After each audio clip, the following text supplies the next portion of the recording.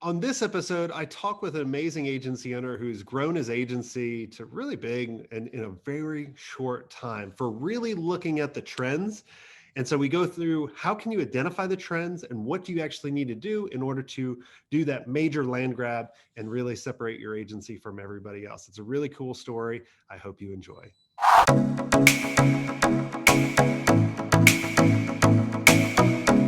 Hey, Alessandro, how are you doing? Welcome All to the good. show. Yeah, thank you so much for having me, Jason. Yes, I'm excited to have you on and tell your story. So tell us who you are and what do you do? Sure, I am the CEO and co-founder of the Influencer Marketing Factory.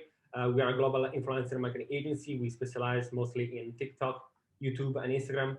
We are based in the States, but we also have people in Europe. I'm from Italy originally, so I understand the importance of having people both in the US and Europe. And we mostly help brands and companies from Fortune 100 up to direct to consumer type of companies get in front and engage with Gen Z and millennials on like major social media. So that's what we do. We help them from the beginning of the like understanding the KPIs up to reporting and digital ROI analysis.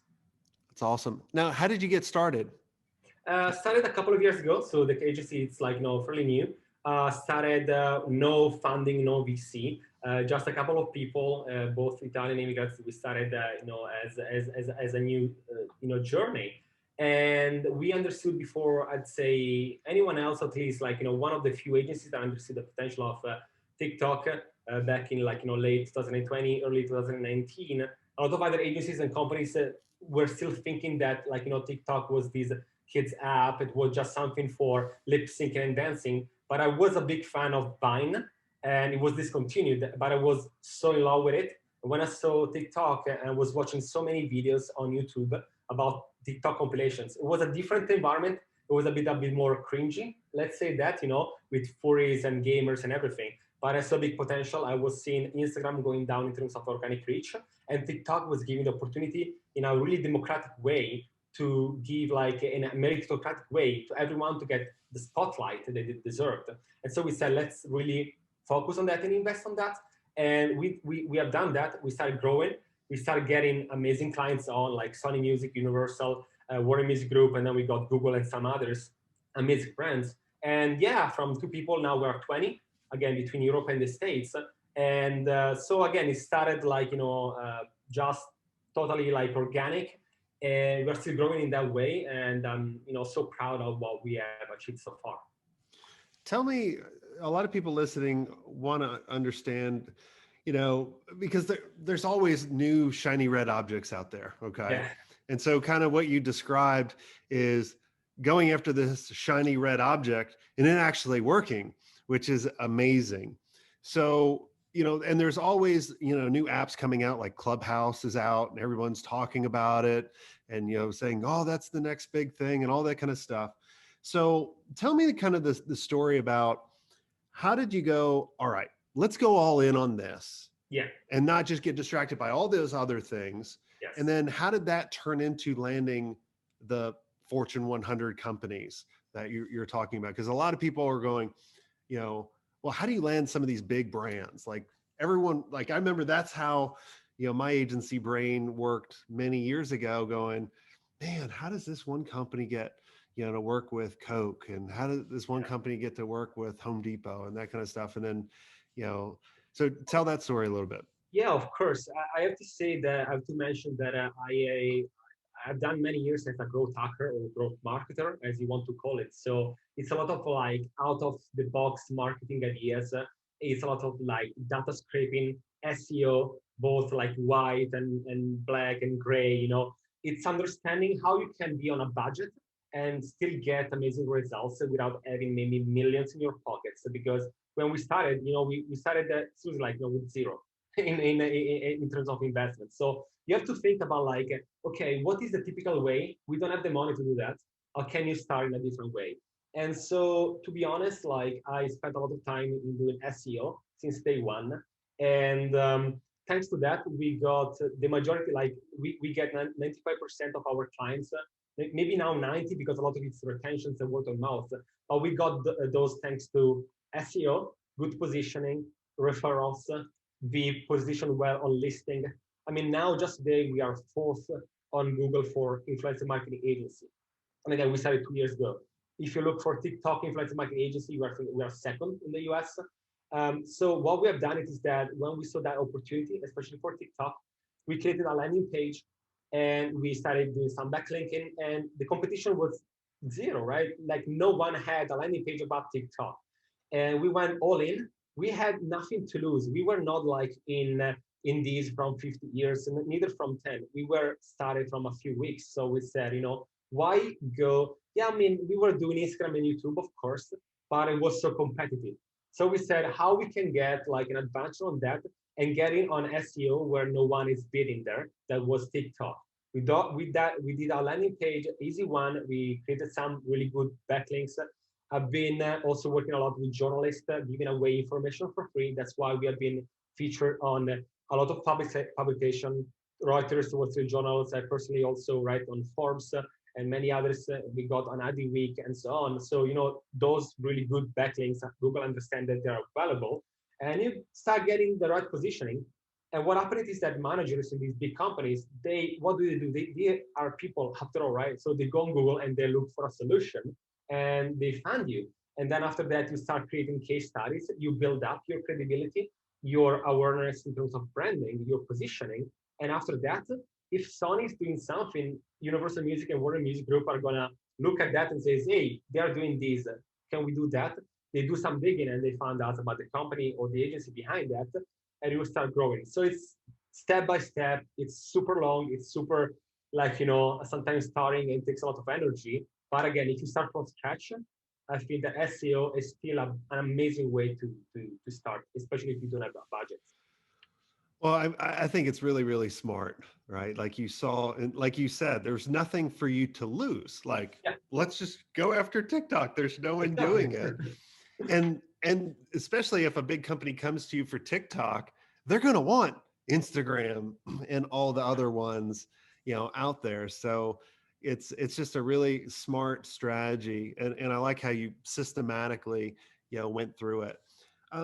Let's kind of switch focus a little bit and let's talk about like Instagram Reels and TikTok, and let's have some fun about how agencies could use it, because I see a lot of agencies using it very poorly.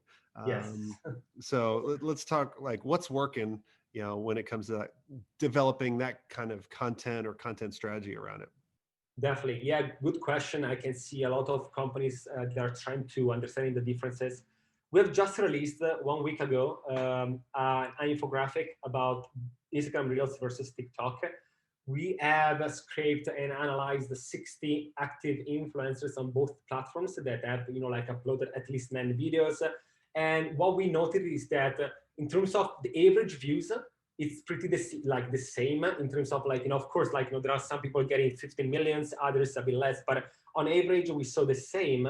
Instagram Reels is definitely pushing a lot Instagram Reels because they want to be still the cool kids, right? They want still to be in a way understanding, especially Gen Z. But what we noted is that this is what I say all the time.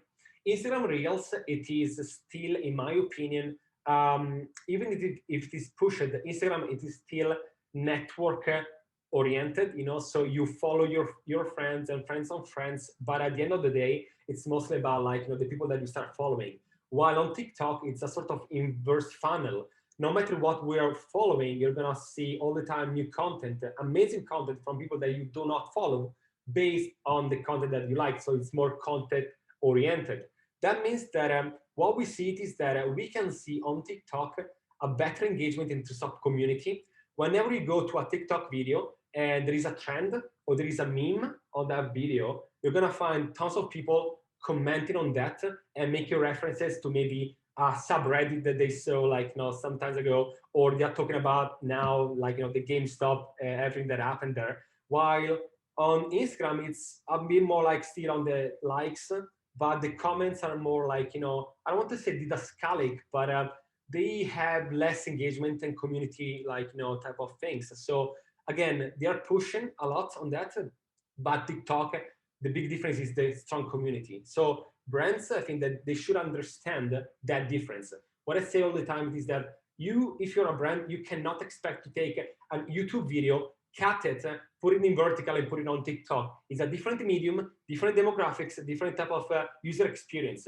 You should shoot all the time a video thinking about the type of medium it's gonna go. The same also is for Instagram Reels and TikTok. Just 1 week ago, Instagram said, if you're gonna put videos with TikTok watermark on it, we're gonna show it to less people, right? They want to have original content on that. So I think that a lot of brands sometimes fail it because they make still cringy videos trying to jump on trends, but they have the opposite effect. They try to be cool, but actually they do not understand what happens. That's why I think that only a few brands, whenever they give the opportunity to Gen Z employees in the company to jump on that and actually really like make content, in that way they kill it, because it's not trying to recreate something that is cool, but actually it's having someone that understands their own generation and make that type of content. So long story short, make a content all the time for the right type of audience, the right type of medium, and try not to repurpose the same on different social media, because the majority of the times it's just not gonna work.